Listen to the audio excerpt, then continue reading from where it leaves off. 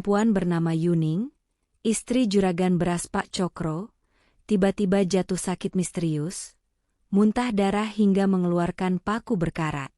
Pak Cokro panik, namun ternyata sumber malapetaka adalah santet yang dikirim selingkuhannya, Sari, demi merebut posisi Yuning sebagai istri sah.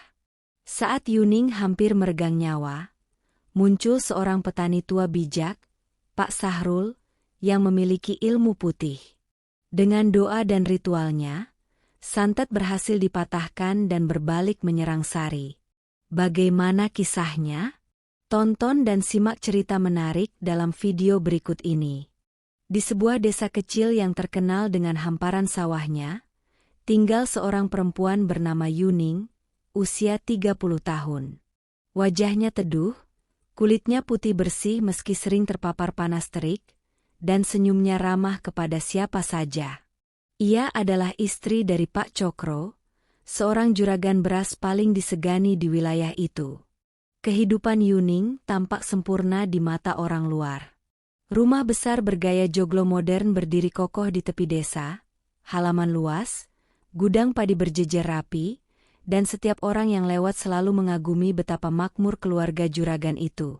Namun di balik dinding rumah megah itu, hidup Yuning jauh dari kata bahagia. Ia sering duduk di serambi depan, menunggu suaminya pulang dari perjalanan bisnis yang entah kemana. Kadang, meski Pak Cokro ada di rumah, perhatian yang diberikan padanya terasa dingin, bagai formalitas tanpa kasih sayang. Cokro sibuk dengan perhitungan, uang, dan beras yang terus keluar masuk gudang. Yuning hanya menjadi pelengkap, seperti pajangan indah yang harus tetap terlihat manis meski hatinya kerontang. Sejak awal menikah, Yuning tak pernah mengeluh. Ia tahu hidupnya sudah jauh lebih baik daripada masa gadisnya yang penuh keterbatasan. Pak Cokro telah memberinya segalanya: sandang, papan, dan nama baik di masyarakat. Namun, perlahan-lahan, ia mulai menyadari ada sesuatu yang mengganjal. Tatapan Cokro sering kosong ketika menatapnya, seolah pikirannya melayang pada sesuatu yang lain. Di pasar, Yuning kerap mendengar bisik-bisik tetangga. Pak Cokro sekarang sering kelihatan sama janda itu, si Sari. Iya, katanya dibawain perhiasan segala. Wah, jangan-jangan mau dinikahi. Yuning selalu berusaha menutup telinganya. Namun hati perempuan mana yang sanggup tenang bila mendengar kabar seperti itu? Sari bukan orang asing baginya. Ia seorang janda beranak satu yang tinggal tak jauh dari rumahnya. Parasnya manis meski tak seanggun Yuning. Konon, Sari pandai merayu dan pandai mengambil hati. Suatu sore, ketika Yuning duduk di ruang tamu sambil menunggu Cokro pulang, ia sempat melihat suaminya turun dari mobil. Ada sekilas bayangan perempuan di kursi belakang yang buru-buru menunduk. Cokro masuk rumah seakan tak terjadi apa-apa, langsung menyalami Yuning dengan senyum kaku. "Bagaimana kabar hari ini?" tanyanya singkat, lalu berlalu menuju kamar, meninggalkan Yuning dengan dada berdegup kencang. Malam itu Yuning tak bisa tidur. Ia gelisah, berbalik ke kiri dan kanan, menatap langit-langit kamar yang dihiasi lampu gantung. Hatinya berperang antara ingin bertanya terus terang pada suaminya, atau tetap diam menjaga wibawa. Pada akhirnya, ia memilih bungkam. Baginya, menjaga keharmonisan rumah tangga lebih penting daripada membuka luka yang bisa makin melebar. Namun tubuh tak bisa berbohong. Rasa cemas dan sedih itu perlahan menumpuk, membuat badannya lemas. Yuning sering merasa pusing, perutnya melilit, bahkan terkadang dadanya sesak seolah ada yang menekan. Ia mencoba menganggap semua itu hanya akibat stres. Tapi gejala itu semakin lama semakin parah. Suatu pagi, Yuning tengah menyiapkan sarapan ketika mendadak perutnya melilit sangat keras. Ia berpegangan pada meja, tubuhnya gemetar, lalu jatuh berlutut. Dari mulutnya keluar cairan merah pekat bercampur darah segar. Yuning terbatuk-batuk keras, hingga sesuatu yang keras terasa menyangkut di kerongkongannya. Dengan mata terbelalak, ia memuntahkan sebatang paku berkarat panjangnya hampir 3 sentimeter. Ia terdiam, tubuhnya lemas, keringat dingin bercucuran. Pandangannya kabur. Tangannya gemetar memungut paku itu, lalu ia menatapnya dengan mata berkaca-kaca. "Ya Allah, apa yang terjadi padaku?" bisiknya dengan suara serak. Pak Cokro yang baru turun dari kamar terkejut melihat istrinya terkapar di lantai dengan noda darah di sekitar mulut. Ia buru-buru menghampiri. "Yuning, astagfirullah, kamu kenapa?" teriaknya panik. Yuning tak sanggup menjawab. Tubuhnya kaku, matanya sayu. Cokro langsung berteriak memanggil pembantu rumah tangga untuk menolong. Namun dalam hatinya, ia dihantam rasa bersalah yang besar. Bayangan Sari kembali muncul, mengganggu pikirannya. Entah kenapa, dalam benaknya ia merasa semua ini ada kaitannya dengan perempuan itu. Hari-hari berikutnya menjadi penuh kecemasan. Yuning makin sering muntah darah, dan benda-benda aneh terus keluar dari tubuhnya. Serpihan kaca, rambut panjang, bahkan jarum. Tubuhnya makin kurus, wajahnya pucat pasi, dan ia lebih banyak terbaring tak berdaya di ranjang. Tetangga mulai berbisik lagi. Sepertinya Bu Yuning kena santet. "Ah, siapa yang tega? Padahal orangnya baik sekali." Pak Cokro, meski masih menyangkal, tak bisa menutup telinganya dari gosip itu. Dalam benaknya, nama Sari kembali disebut-sebut. Tapi ia tak berani mengakui, apalagi di hadapan Yuning yang makin menderita. Malam itu, di tengah keheningan rumah yang mencekam, Yuning merasakan tubuhnya semakin dingin. Nafasnya tersengal, matanya memejam, dan tubuhnya mulai kaku bagai patung. Pak Cokro yang duduk di samping ranjang hanya bisa menatap istrinya dengan cemas. Hatinya berteriak, namun lidahnya keluh. Hingga tiba-tiba, dari luar pintu terdengar suara ketukan pelan. Seorang lelaki tua bersarung dengan wajah teduh masuk. Dialah Pak Sahrul, seorang petani tua yang terkenal bijak dan masih memegang ilmu leluhur. Dengan mata tajam, ia menatap tubuh Yuning yang hampir membeku. Lalu ia berucap pelan, tapi tegas. "Juragan, istrimu bukan sakit biasa. Ada ilmu hitam yang bekerja di sini." Kata-kata itu menusuk jantung Cokro, membuatnya tak bisa lagi menutup mata dari kenyataan. Hari-hari setelah kedatangan Pak Sahrul, hidup Yuning semakin diliputi ketidakpastian. Ia lebih banyak terbaring di ranjang, tubuhnya lemas, wajahnya pucat pasi. Makanan yang masuk ke tubuhnya selalu berakhir dengan muntah. Namun yang membuat bulu kuduk berdiri adalah benda-benda aneh yang keluar bersama muntahan itu. Kadang paku berkarat, kadang serpihan kaca, bahkan pernah segumpal rambut panjang dan kusut. Pak Cokro yang biasanya tegar di hadapan orang banyak, kini terlihat linglung. Setiap kali melihat istrinya tersiksa, dadanya sesak. Namun, rasa bersalah membuatnya sulit bersuara.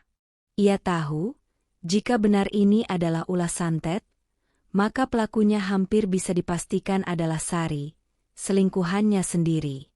Yuning mulai merasakan sesuatu yang lebih menakutkan dari sekadar sakit. Malam-malamnya dipenuhi mimpi buruk. Ia sering bermimpi dikejar bayangan hitam, atau melihat seekor ular besar melilit tubuhnya. Pernah suatu malam, ia berteriak histeris karena merasa ada seseorang duduk di dadanya, menekan keras hingga ia hampir tak bisa bernafas. Cokro yang terbangun segera memeluknya, namun hanya bisa berkata lirih, "Tenang Yun, aku di sini. Jangan takut." Namun bagaimana Yuning bisa tenang bila setiap kali ia memejamkan mata, dunia mimpinya berubah menjadi neraka? Bahkan di siang hari, ia sering melihat bayangan melintas di sudut rumah, atau mendengar suara bisikan di telinganya yang menyuruhnya menyerah saja, berhenti melawan. Suatu sore, ketika pembantu rumah tangga sedang membersihkan kamar, ia menemukan bercak darah segar di bantal Yuning. Saat dibuka, ternyata di balik sarung bantal itu terselip sebatang jarum panjang yang penuh karat. Pembantu itu menjerit ketakutan, dan kabar itu cepat menyebar ke tetangga. Bu Yuning benar-benar kena santet, bukan sakit biasa. Bisik-bisik terdengar semakin kencang. Pak Cokro semakin gelisah. Ia tahu gosip itu benar. Namun ia masih menolak untuk menyebut nama Sari sebagai pelakunya. Di depan orang-orang, ia hanya berkata, "Mungkin ada yang iri dengan saya, entahlah." Padahal hatinya seperti dihantam palu godam setiap kali melihat Yuning menderita. Yuning sendiri semakin kehilangan harapan. Tubuhnya kaku, otot-ototnya sering menegang, seakan ada tali tak kasat mata yang mengikat. Kadang-kadang, ia merasa kulitnya gatal, dan ketika digaruk, darah segar keluar tanpa sebab. Suara-suara gaib semakin sering menghantuinya. "Kamu akan mati, Yuning, tidak ada yang bisa menolongmu." Air mata Yuning menetes setiap kali mendengar bisikan itu. Ia berdoa siang dan malam, memohon agar Allah melindunginya. Namun rasa takut seringkali lebih kuat dari keyakinan. Di tengah penderitaannya, Yuning mulai curiga. Ia pernah melihat Sari melintas di depan rumah dengan tatapan aneh. Senyum sinis perempuan itu membekas dalam ingatannya. Pernah juga ia mendapat kiriman bungkusan kecil berisi bunga layu, kain hitam, dan tanah kuburan. Yuning tak pernah bercerita pada suaminya, tapi hatinya berkata bahwa semua ini bukan kebetulan.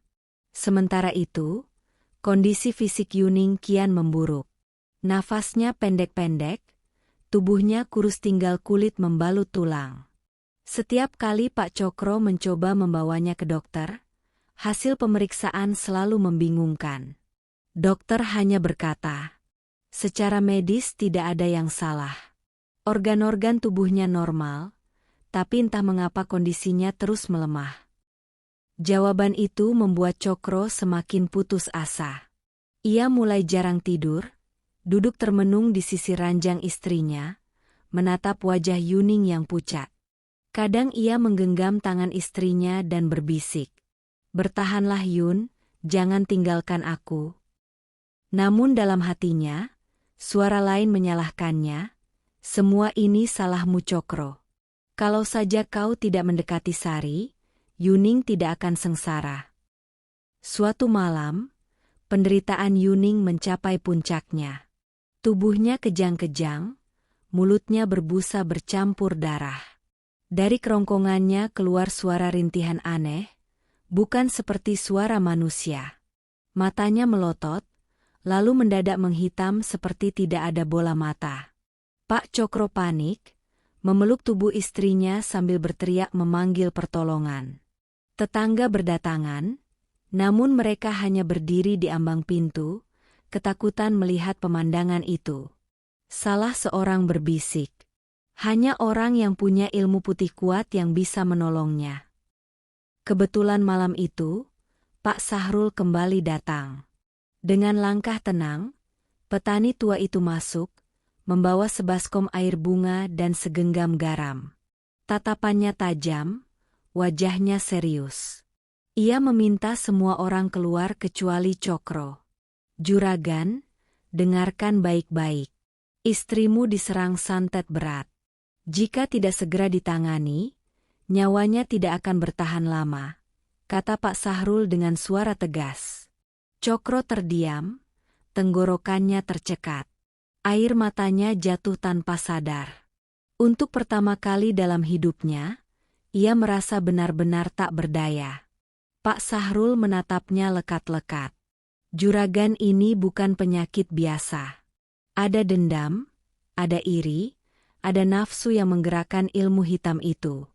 Saya bisa menolong, tapi kau harus siap dengan segala risikonya."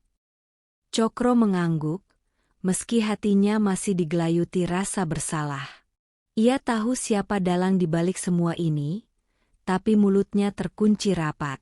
Yang terpenting baginya sekarang hanya satu, menyelamatkan Yuning, istrinya, sebelum semuanya terlambat. Malam itu, udara desa terasa berat. Angin berhembus dingin menusuk tulang. Dari kejauhan, suara anjing melolong panjang, seolah menandakan datangnya malam penuh pertaruhan. Yuning terbaring pucat, sementara Pak Sahrul bersiap memulai ritual penyembuhan yang kelak akan membuka tabir siapa sebenarnya musuh di balik semua penderitaan ini.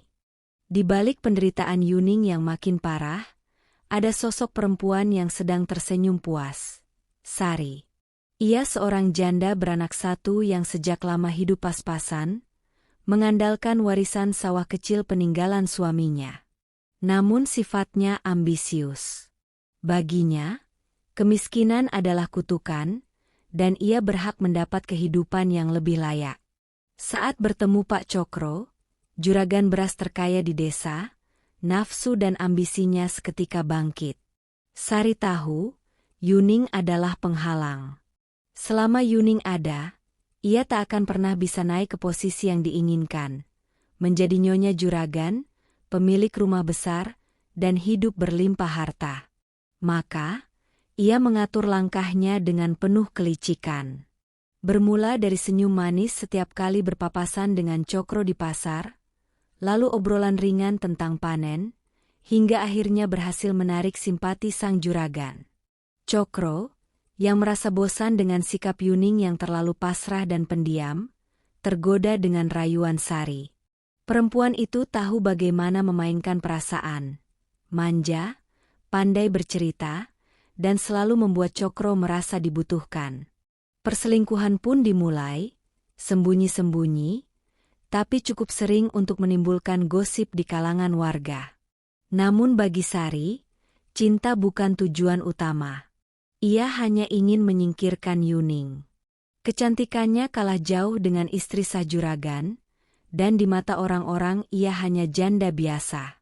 Maka, ia memilih jalan gelap, mendatangi dukun hitam di desa sebelah, seorang tua renta bernama Ki Wiro, yang dikenal suka membantu orang-orang yang ingin cepat kaya atau menyingkirkan saingannya.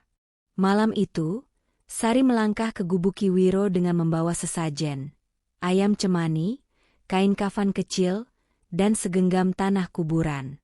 Udara di sekitar gubuk itu terasa berat, bau kemenyan pekat menusuk hidung. Ki Wiro menyambutnya dengan tatapan tajam. "Apa yang kau inginkan, perempuan?" tanyanya serak.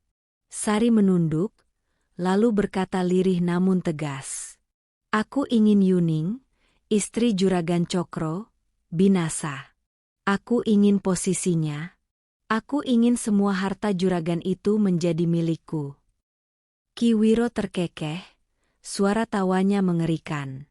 "Hahaha, ambisi besar. Tapi kau tahu nak, semua itu ada bayarannya. Santet bukan mainan. Jika gagal, balikannya bisa mematikan." Namun Sari sudah bulat tekad. Ia menatap Ki Wiro dengan mata menyala penuh dendam. "Aku rela. Asal Yuning tersingkir." Ritual pun dimulai.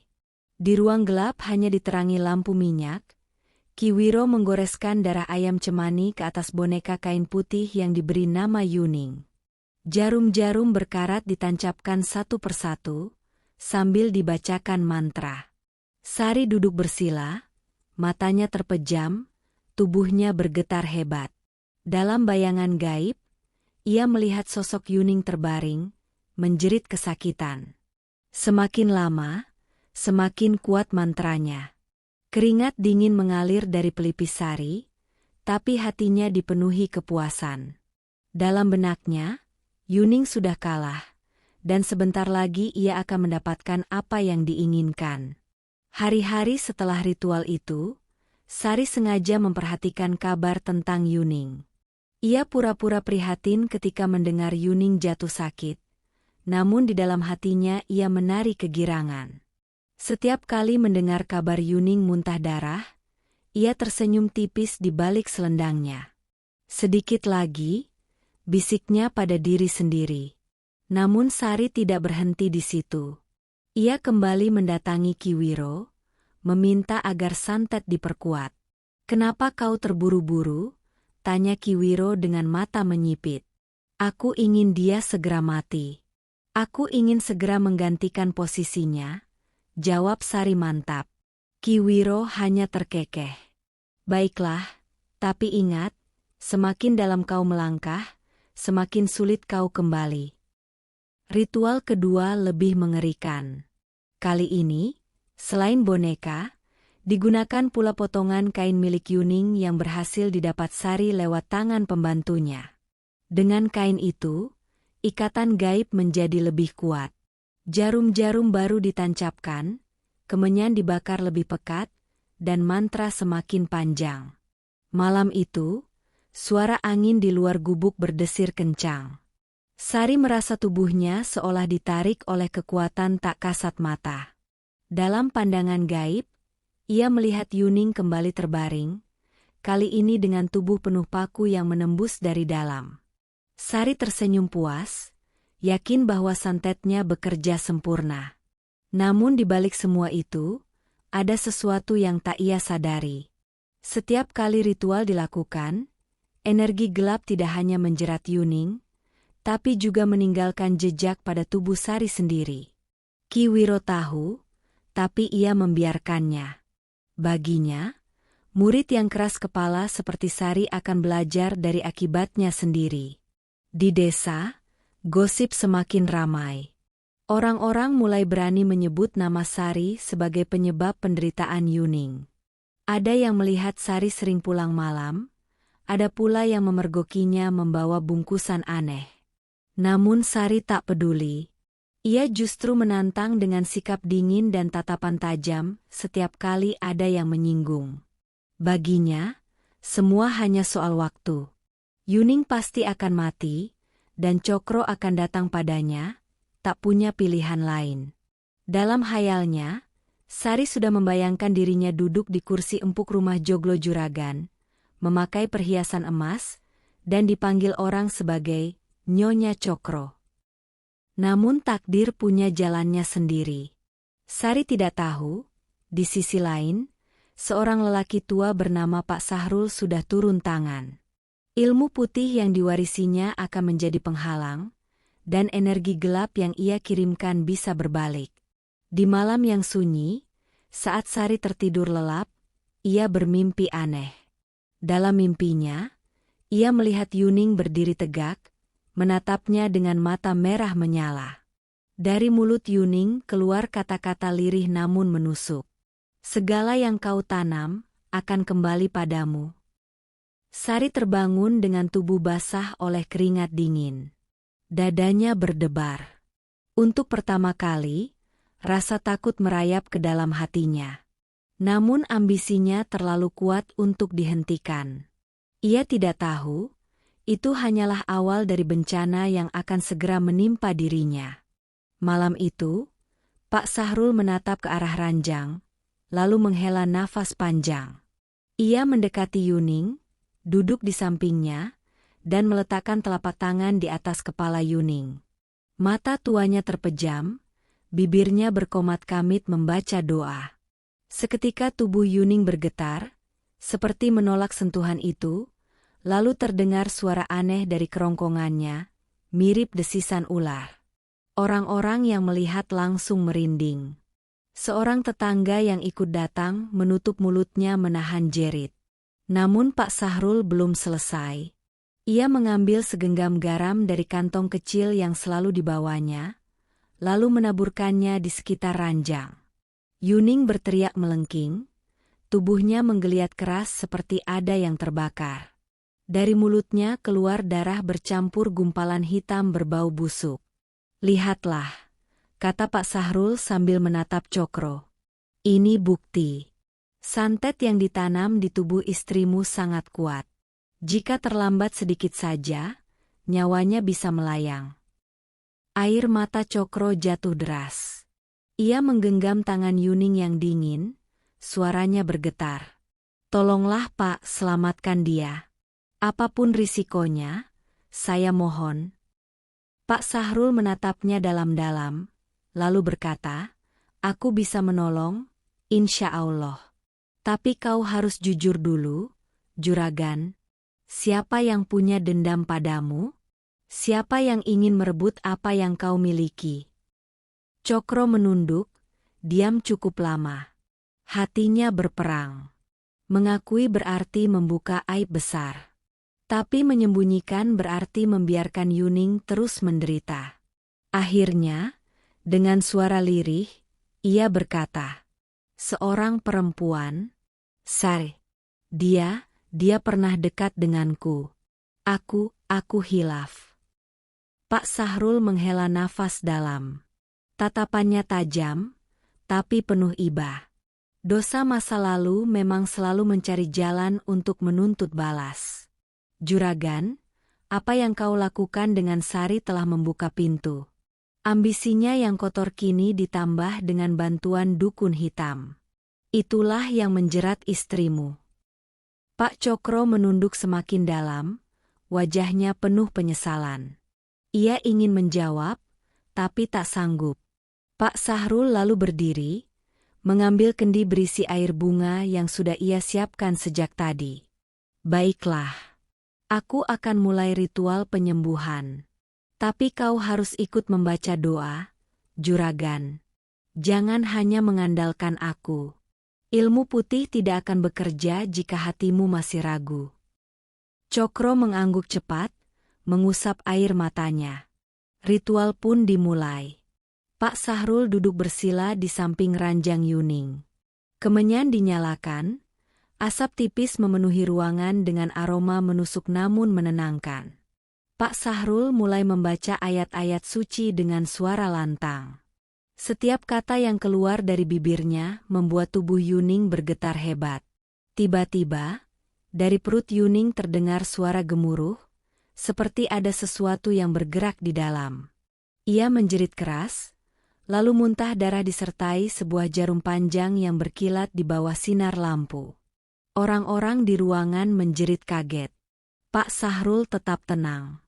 Ia mengambil jarum itu dengan kain putih, lalu membungkusnya. Ini salah satu tanamannya. Masih banyak yang lain. Tapi tenanglah, selama doa tidak putus, santet ini bisa dikembalikan. Malam itu, ritual berlangsung lama. Setiap doa dibaca, tubuh Yuning menggeliat. Dari mulut, hidung, bahkan pori-porinya keluar benda-benda aneh. Rambut, paku kecil, hingga serpihan kaca. Darah bercampur cairan hitam memenuhi baskom yang disiapkan di samping ranjang. Pak Cokro hanya bisa berdoa sambil menangis. Penyesalannya semakin menumpuk. Ia sadar, semua ini adalah akibat dari kelalaiannya menjaga rumah tangga. Di tengah ritual, tiba-tiba lampu di ruangan berkelip, angin kencang menerpa jendela, dan suara lolongan anjing terdengar dari kejauhan. Pak Sahrul membuka matanya, wajahnya serius. Ilmu hitam itu melawan. Tapi jangan takut. Semua yang gelap akan kembali pada pemiliknya. Pak Cokro menelan ludah. Kata-kata itu menusuk hatinya. Ia tahu, jika benar santet berbalik, maka Sarilah yang akan menerima akibatnya. Malam semakin larut. Ritual terus berlanjut. Tubuh Yuning yang tadi kaku perlahan mulai tenang. Wajahnya masih pucat, tapi nafasnya sudah teratur. Pak Sahrul menutup ritual dengan doa panjang, lalu menatap Pak Cokro dengan mata dalam. Ini baru permulaan. Santetnya belum sepenuhnya lepas. Tapi tenang, semua itu akan berbalik pada pengirimnya. Kau harus siap menyaksikan akibatnya, Juragan. Pak Cokro terdiam. Dalam hatinya, ada rasa lega karena Yuning sedikit membaik, tapi juga rasa takut karena ia tahu siapa yang akan mendapat balasannya. Di luar rumah, malam terasa lebih sunyi dari biasanya. Namun dalam kesunyian itu, ada hawa berat yang berputar, seakan sedang mencari jalan untuk kembali ke asalnya. Malam itu langit seperti tertutup kabut hitam. Bintang-bintang yang biasanya berkelip lenyap ditelan mendung. Angin berdesir lembut, namun membawa hawa dingin menusuk yang membuat bulu kuduk meremang. Di rumah joglo Pak Cokro, suasana semakin tegang. Yuning terbaring di atas dipan kayu, wajahnya pucat pasi, tubuhnya kaku seperti tak bernyawa. Hanya napasnya yang tersengal menjadi pertanda bahwa ia masih bertahan. Pak Sahrul duduk bersila di lantai, menyiapkan sesajen sederhana, air putih dalam kendi tanah liat, bunga 7 rupa, dan sebatang dupa yang perlahan mengeluarkan asap tipis. Pak Cokro berdiri di sudut ruangan, gelisah. Tangannya terus meremas ujung sarung, keringat dingin mengucur meski malam begitu dingin. Hatinya diliputi rasa bersalah, seolah semua ini akibat perbuatannya sendiri. Pak Sahrul, istri saya bisa selamat tuh? Suaranya bergetar, nyaris putus asa. Pak Sahrul menoleh sekilas, menatapnya tajam. Yang sabar juragan. Ini memang tidak gampang. Santet ini kuat sekali. Namun jika Allah kasih izin, semua akan kembali ke pengirimnya. Suasana hening. Hanya terdengar suara jangkrik di luar dan napas berat Yuning yang kadang terhenti.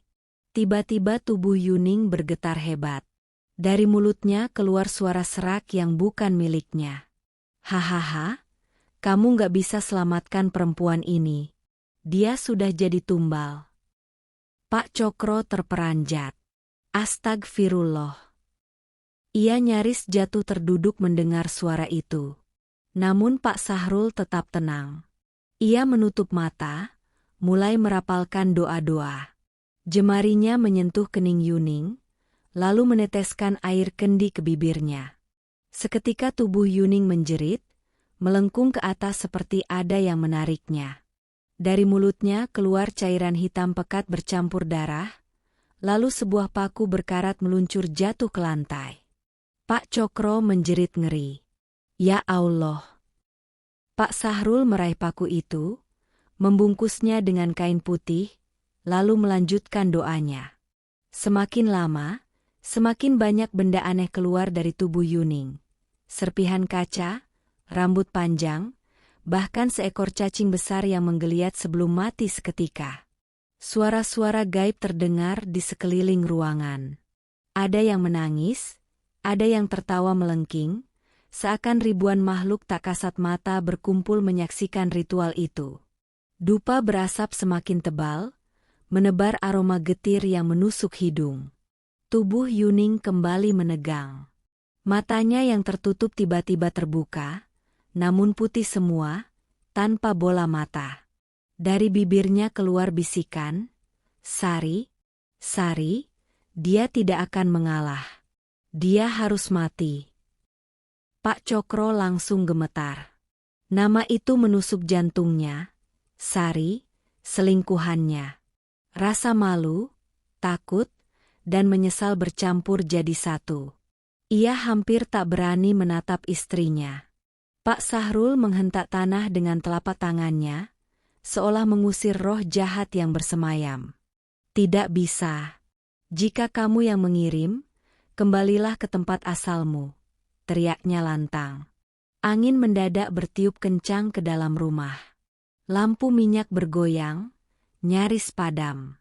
Tirai jendela berkibar liar, seolah ada badai menerobos. Tubuh Yuning bergetar, lalu perlahan-lahan kembali tenang. Matanya menutup lagi, napasnya teratur, meski masih lemah. Tak lama kemudian, terdengar jeritan melengking dari arah lain, bukan dari rumah Pak Cokro, tapi dari kejauhan. Jeritan seorang perempuan. Jeritan itu begitu pilu, bercampur sakit dan ketakutan. Pak Cokro merinding. Itu, suaranya Sarikan? Tanyanya dengan suara nyaris berbisik. Pak Sahrul menatapnya tajam, lalu berkata lirih, waktu panen sudah datang. Pak Cokro lunglai, tak mampu menahan rasa sesalnya. Sementara itu, Yuning perlahan membuka matanya. Tatapan lemah tapi penuh arti. Ia mencoba meraih tangan suaminya, meski tak ada kata yang keluar. Ritual malam itu berhasil melepaskan Yuning dari jeratan santet. Namun semua orang tahu, santet yang telah dipatahkan Pak Sahrul tidak akan lenyap begitu saja. Ia telah berbalik ke arah yang semestinya. Dan kini, di suatu tempat, Sari sedang menjerit menghadapi buah dari perbuatannya sendiri. Di rumah panggung sederhana yang dihuni Sari, malam itu tiba-tiba berubah mencekam. Langit tampak kelam, disapu angin yang meraung-raung seperti suara seruling tua. Sari baru saja selesai merapikan rambutnya di depan cermin. Ia tersenyum puas, membayangkan Pak Cokro yang semakin lengket padanya setelah Yuning jatuh sakit. Namun senyumnya sirna seketika ketika tubuhnya mendadak menggigil. "Kenapa dingin sekali?" gumamnya sambil merapatkan selendang ke tubuh. Tapi hawa itu bukan dingin biasa. Ada semacam tekanan tak terlihat yang membuat dadanya sesak, seperti ada beban berat yang menindih.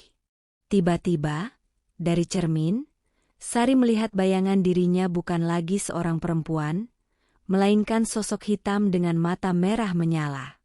Ia terkejut, melompat mundur. "Apa ini?" suaranya gemetar. Belum sempat ia berlari, perutnya mendadak melilit. Sakitnya seperti ditusuk ribuan jarum dari dalam. Sari jatuh tersungkur ke lantai, berguling sambil merintih. Dari mulutnya keluar darah pekat yang kental dan amis. Ia memegangi perutnya dengan panik, tapi rasa sakit itu kian parah. "Tidak, tidak mungkin. Aku yang mengirim. Bagaimana bisa kembali padaku?" jeritnya. Suara tawa gaib terdengar memenuhi ruangan.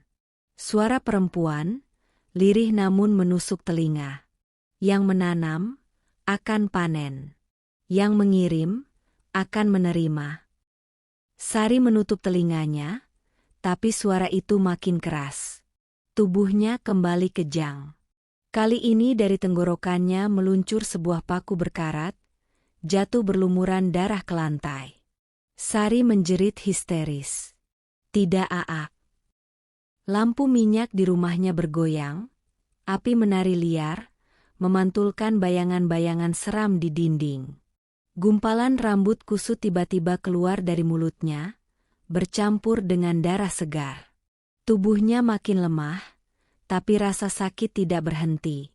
Di luar rumah, beberapa tetangga mendengar jeritannya. Mereka saling berpandangan dengan wajah pucat. "Suara Sari kan? Kok ngeri begitu?" bisik seorang ibu. Tak ada yang berani mendekat. Semua tahu Sari sering dikaitkan dengan gosip selingkuhan juragan beras, dan kini jeritan itu seolah jadi bukti adanya balasan gaib. Sari merangkak ke pintu, tangannya berlumuran darah. Ia ingin meminta tolong, tapi tubuhnya ditarik ke belakang oleh sesuatu yang tak terlihat. Ia menjerit, meninggalkan jejak darah di lantai kayu. Di ruang tengah, tubuhnya terguncang keras, seperti dipermainkan kekuatan gaib. Bayangan hitam muncul di sudut rumah. Sosok perempuan berambut panjang, wajahnya samar, namun matanya tajam menatap Sari. Suara lirihnya berkata, "Kamu yang meminta ini. Sekarang kamu yang membayarnya." Sari menangis, air matanya bercampur darah. "Ampuni aku hanya ingin dia, aku hanya ingin harta itu." Suaranya parau, penuh ketakutan. Tapi bayangan itu hanya tertawa, lalu lenyap bersama angin dingin yang menusuk. Tubuh Sari semakin hancur oleh santetnya sendiri. Jarum-jarum halus muncul dari kulitnya, menusuk keluar satu persatu. Darah mengalir dari setiap luka. Jeritannya begitu memilukan hingga terdengar sampai ke ujung kampung. Namun tidak ada yang berani masuk menolong. Di rumah Pak Cokro, jeritan itu juga terdengar samar, terbawa angin malam. Yuning yang baru sadar, meski masih lemah, menggenggam tangan suaminya. Tatapannya penuh luka dan pertanyaan, seolah ingin tahu apa sebenarnya yang telah terjadi. Pak Cokro menunduk, tak berani menatap istrinya. Rasa bersalah menghantam hatinya. Ia tahu Sari kini sedang mendapat balasan dari perbuatannya, namun ia pun merasa ikut berdosa karena telah membuka pintu perselingkuhan itu. Pak Sahrul yang masih duduk bersila menarik napas panjang. Sudah waktunya. Santet sudah kembali. Beberapa saat kemudian, jeritan Sari mereda. Lalu sunyi. Terlalu sunyi, seakan seluruh kampung berhenti bernapas. Keesokan paginya, kabar mengejutkan menyebar. Sari ditemukan meninggal di rumahnya, tubuhnya penuh darah, mulutnya masih berisi rambut kusut. Di samping jasadnya, berserakan paku-paku berkarat. Tetangga hanya bisa menatap ngeri, sebagian membaca istighfar berulang kali. Tak ada yang berani mendekati jenazah terlalu lama. Bau amis bercampur busuk menusuk hidung. Wajah Sari membiru, matanya melotot, lidahnya terjulur, seakan masih menjerit dalam penderitaan. Orang-orang hanya berbisik, inilah balasan dari perbuatan gelap. Bahwa santet yang ditanam untuk menyingkirkan orang lain, akhirnya kembali menelan pengirimnya sendiri. Di rumah Pak Cokro, Yuning mulai pulih meski masih lemah. Ia menatap suaminya dengan campuran cinta dan kecewa. Aku tahu apa yang sudah kamu lakukan, Cokro. Allah sudah menunjukkan semuanya. Pak Cokro tak sanggup menahan air mata. Ia berlutut di samping ranjang, menangis terseduh, penuh penyesalan. Maafkan aku, Yuning. Aku sudah berkhianat. Aku yang menyebabkan semuanya. Aku janji tidak akan mengulanginya lagi. Yuning hanya terdiam, meneteskan air mata. Luka hatinya terlalu dalam untuk sembuh seketika. Pak Sahrul berdiri di ambang pintu, menatap mereka dengan bijak. Ini balasan atas perbuatanmu, juragan. Namun Allah masih memberikan kesempatan. Pak Cokro mengangguk penuh rasa malu. Ia sadar, malam itu bukan hanya Yuning yang selamat, tetapi dirinya juga diberi peringatan keras. Sementara itu, arwah Sari mungkin masih bergentayangan, menanggung siksa akibat ambisinya sendiri. Pagi itu desa digemparkan oleh berita kematian Sari. Orang-orang berbondong datang ke rumah panggungnya, namun tak satu pun yang berani menyentuh jasadnya terlalu lama. Bau anyir bercampur amis darah masih menyengat, dan benda-benda aneh seperti paku berkarat, rambut kusut, serta serpihan kaca berserakan di sekitar tubuhnya. Masya Allah, ini balasan bertindak buruk, bisik seorang ibu sambil menutup hidung dengan kain jariknya. Kabar itu menyebar cepat. Tak butuh waktu lama, semua orang tahu bahwa Sari, janda yang jadi bahan gosip karena kedekatannya dengan juragan beras, tewas dengan cara mengenaskan. Namun, tak ada yang berani secara terang-terangan mengaitkan Pak Cokro dalam kisah itu, meski bisik-bisik soal hubungannya dengan Sari semakin kuat terdengar. Di rumah joglo Pak Cokro, suasana jauh berbeda. Yuning sudah mulai bisa duduk meski tubuhnya masih lemah. Wajahnya pucat, tapi tatapannya jauh lebih tenang daripada malam-malam sebelumnya. Di sisinya, Pak Cokro duduk bersimpuh, menunduk dalam penyesalan. Yuning, suara Cokro lirih, hampir tak terdengar. Aku gak pantas jadi suamimu. Aku penyebab ini semua dan mengecewakanmu. Yuning menatapnya lama, air mata menggenang di pelupuknya. Hatinya diliputi luka, tapi juga kelegaan karena masih diberi kesempatan hidup. Aku ngerti Cokro. Semua orang tahu.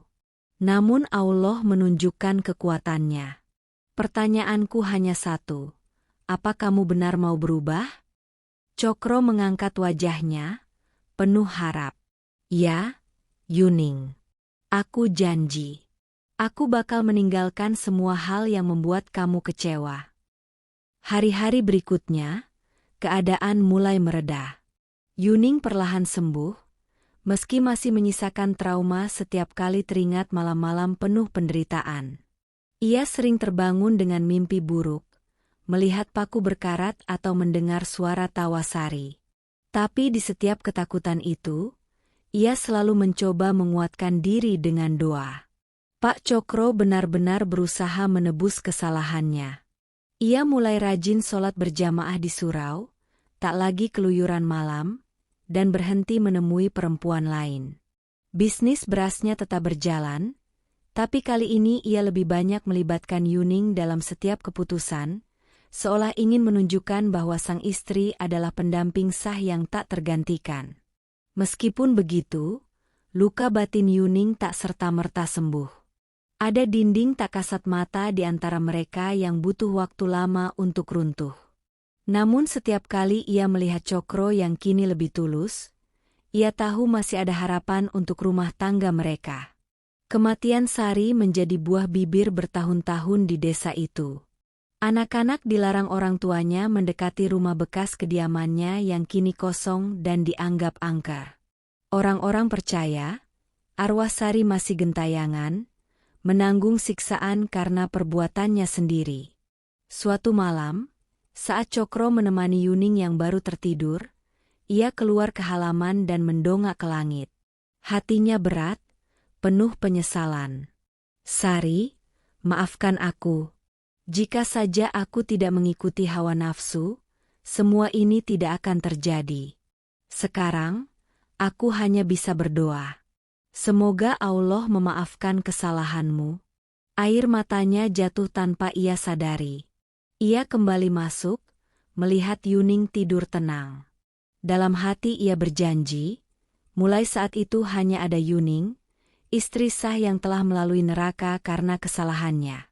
Pak Sahrul, di rumahnya yang sederhana, duduk bersila di depan lampu minyak.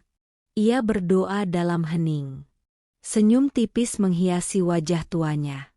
Ia tahu, pertarungan antara ilmu hitam dan ilmu putih sudah selesai.